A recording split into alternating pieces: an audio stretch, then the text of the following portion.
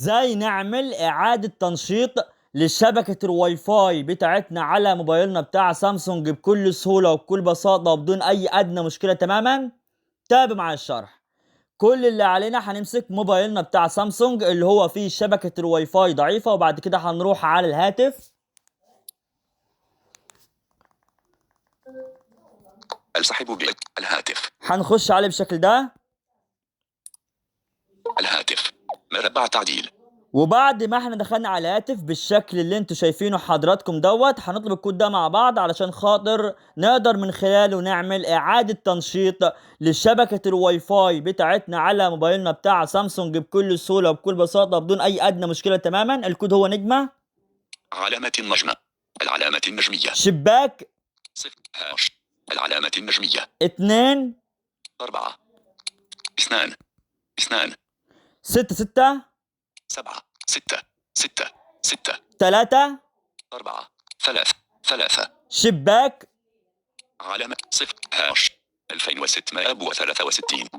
بمجرد ما احنا كتبنا الكود مع بعض وخلصنا كتابته، راح جايب لنا قدامنا مربع حواري، واكيد ظاهر اهو على الشاشة قدام حضراتكم دوت. هنقلب لحد ما نوصل لكلمة اسمها ريفرش واي فاي فيرجن.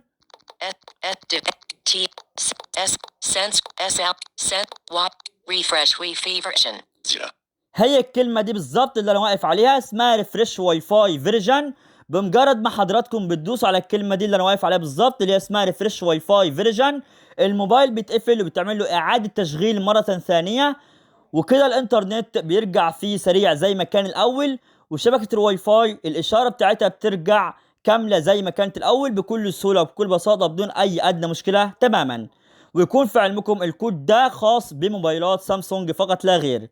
يعني لو فيكم حد بيشاهد هذا الفيديو والموبايل بتاعه غير سامسونج، يقدر يكتب لي اسم موبايله في تعليق، وانا ان شاء الله باذن الله بنشيط الله تعالى هشوف له كود يكون مناسب مع موبايله وهشرحه له في فيديو.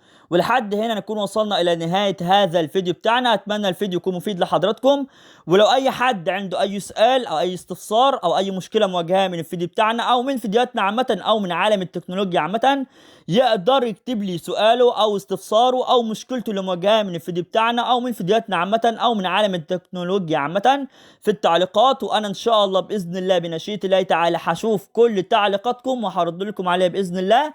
وفي اخر الفيديو احب اقول لكم صلوا على النبي. الرجوع. الهاتف.